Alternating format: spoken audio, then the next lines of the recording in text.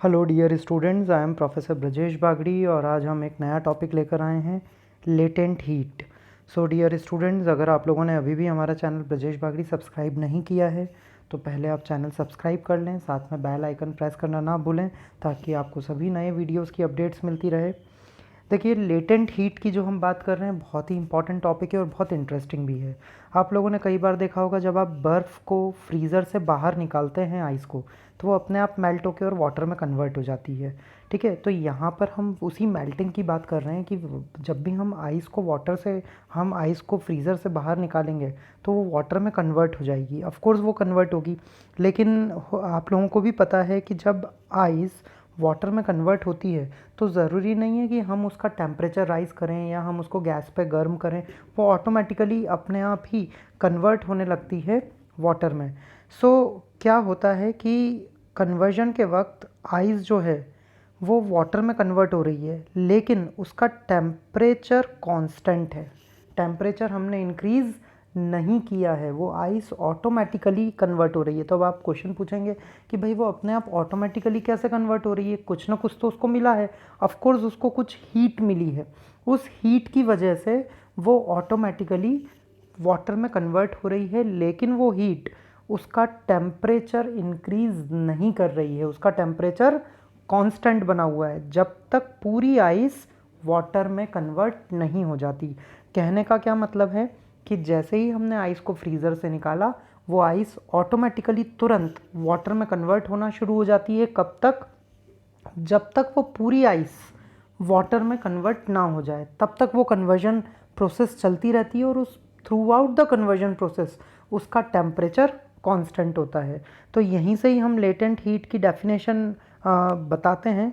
The latent heat is used in change of state of matter such as from solid to liquid or from liquid to gas without rise in temperature।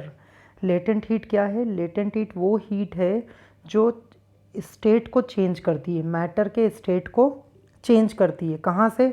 या तो solid से liquid में या फिर liquid to gas में।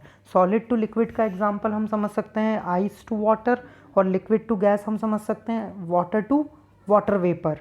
ठीक है, तो लेटेंट हीट वो हीट है जो मैटर के स्टेट को चेंज करेगी, सॉलिड से लिक्विड और liquid to gas, without rise in temperature, बिना टेम्परेचर को इंक्रीज किए। ये देखिए बहुत इंपॉर्टेंट पॉइंट है कि लेटेंट हीट वो हीट है जो स्टेट को चेंज कर रही है, मैटर के स्टेट को चेंज कर रही है। कैसे चेंज कर रही है?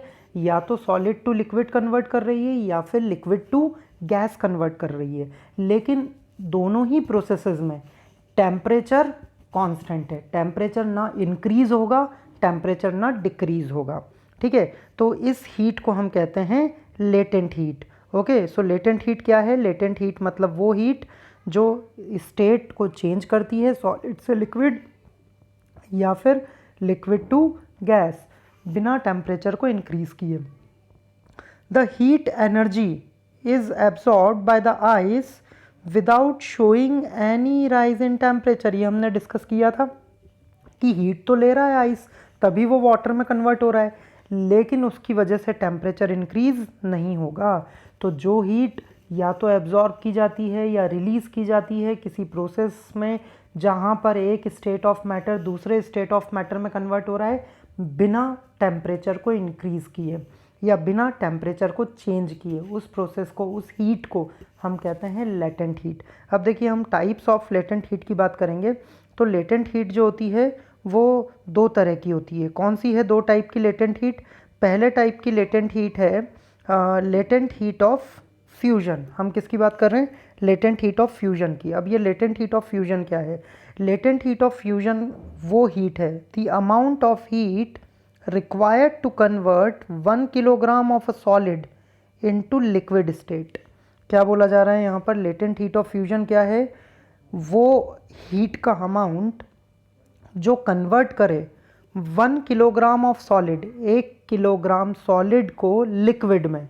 फिर से मैं रिपीट कर रहा हूँ, लेटेंट हीट ऑफ फ्यूजन क्या है? लेटेंट हीट ऑफ फ्यूजन वो हीट है जो 1 किलोग्राम सॉलिड को लिक्विड में कन्वर्ट करता है without a change in temperature, बिना टेम्परेचर को चेंज किए, उसे हम कहते हैं latent heat of fusion. I repeat, latent heat of fusion का मतलब है वो हीट जो कि 1 किलोग्राम सॉलिड को कन्वर्ट करता है लिक्विड स्टेट में बिना टेम्परेचर को चेंज किए, उस हीट को हम कहते हैं latent heat of fusion.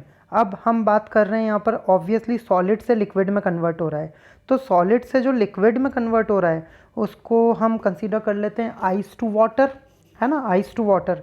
So for ice, ice के लिए जो लेटेंट हीट ऑफ फ्यूजन है उसकी वैल्यू होती है 334 किलो जूल पर किलोग्राम। जो हीट है, हीट एक तरह की एनर्जी है और एनर्जी की यूनिट होती है किलो जूल। तो यहाँ पर ये केजे जो लिखा हुआ है, केजे का मतलब है किलो जूल पर किलोग्राम, क्योंकि हमने यहाँ किलोग्राम की बात की है, ये किलोग्राम की बात हो रही थी। सो लेटेंट हीट ऑफ फ्यूजन जो है, जो आइस को कन्वर्ट कर रही है वाटर में, वो कितनी है?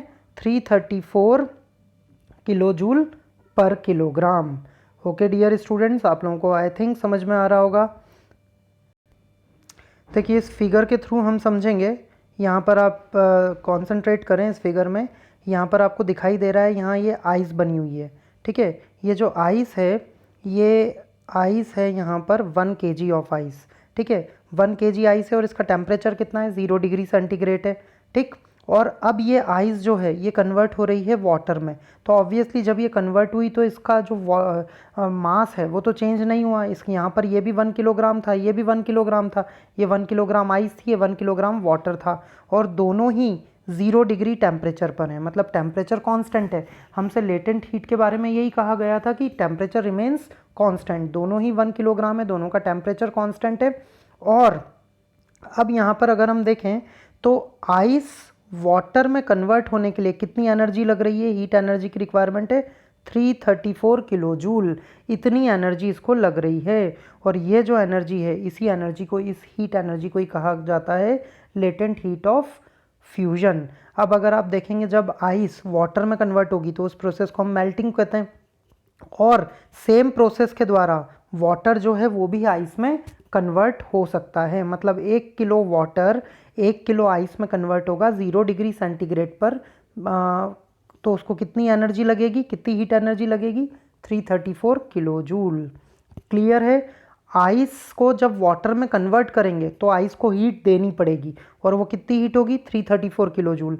लेकिन जब वाटर को आइस में कन्वर्ट करेंगे तो वाटर से हीट लेनी पड़ेगी, उससे रिलीज की जाएगी, और वो कितनी एनर्जी होगी? वो भी होगी 334 किलो जूल।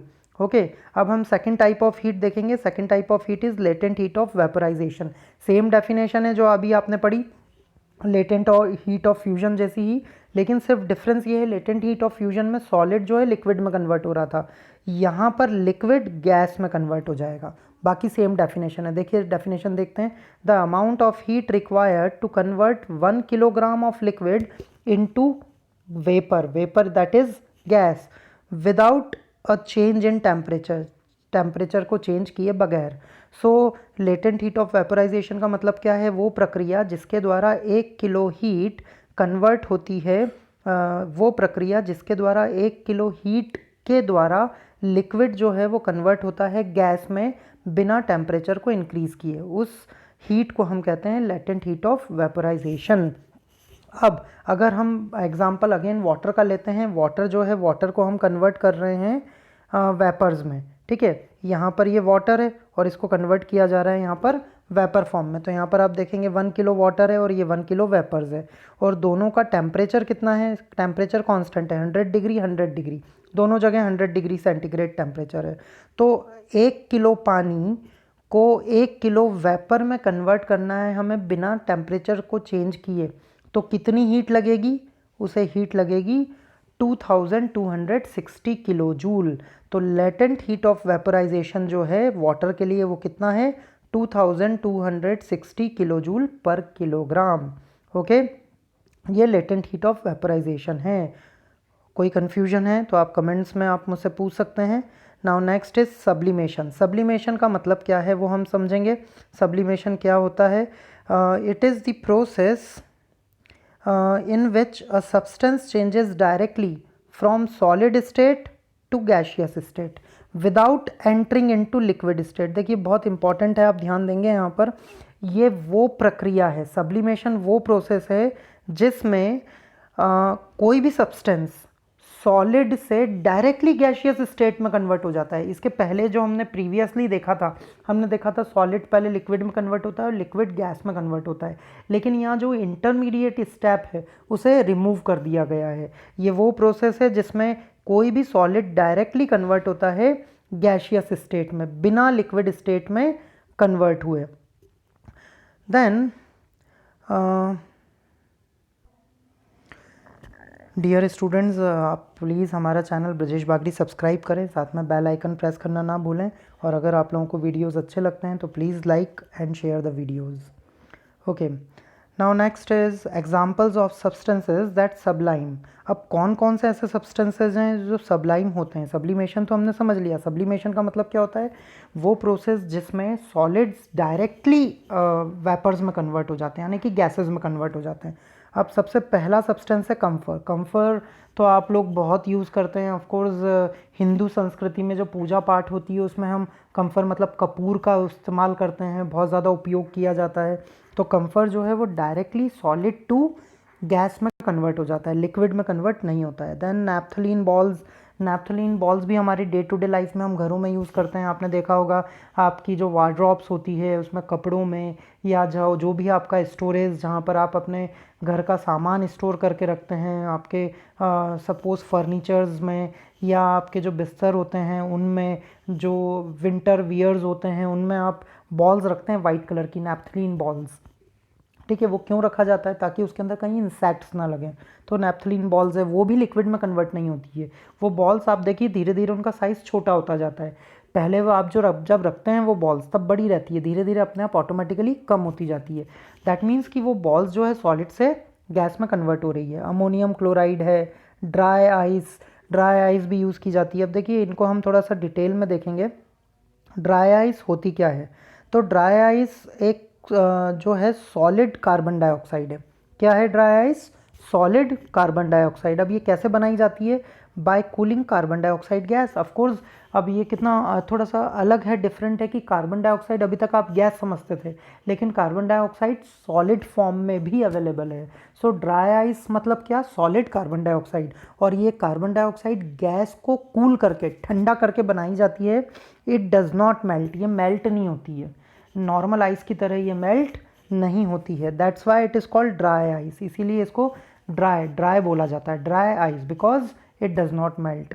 देन अब इसका यूज़ क्या है ड्राई आइस का? It gives illusion of smoke और cloud on stage and in movies. आपने जनरली देखा होगा मूवीज़ में हीरो हीरोइन जहाँ पर डांस करते हैं या कुछ ऐसे सीन होते हैं, वहाँ पर अपने आप धुआं उठने लगता है, एक स्मोक आने लगता है, क्लाउड्स का फॉर्मेशन हो जाता है। तो वो सारे जो सीन्स हैं, वो सारा जो पिक्चराइजेशन है वो किसकी मदद से किया जाता है? ड्राई आइस की मदद से। Then naphthalene balls. अब देखिए नैप्थलीन बॉल्स की हम बात कर रहे हैं। Naphthalene balls are kept with clothes and documents to protect them from insects, जो हमने अभी डिस्कस किया था। देन कैम्फर को जब हम हीट करते हैं तो वो हम आरती वगैरह में यूज़ करते हैं, बिना लिक्विड में चेंज हुए, वो डायरेक्टली किस में चेंज हो जाता है? गैस में। Okay, now next process is deposition. अब डिपोजिशन का मतलब क्या होता है वो हम समझेंगे। What is deposition? It is the process opposite to sublimation. Deposition जो है वो अपोजिशन है सब्लिमेशन का। सब्लिमेशन का मतलब क्या है? सॉलिड का डायरेक्टली गैस में कन्वर्ट होना, और डिपोजिशन का मतलब है गैस से डायरेक्टली सॉलिड में कन्वर्ट होना। So in this a substance changes directly from gaseous state to solid state. Gas से डायरेक्टली सॉलिड में कन्वर्ट हो जाएगा सब्सटेंस, उसको हम कहेंगे डिपोजिशन। अब डिपोजिशन भाई इसका क्या एग्जाम्पल होगा? सो डिपोजिशन का सबसे अच्छा एग्जाम्पल है फ्रोस्ट।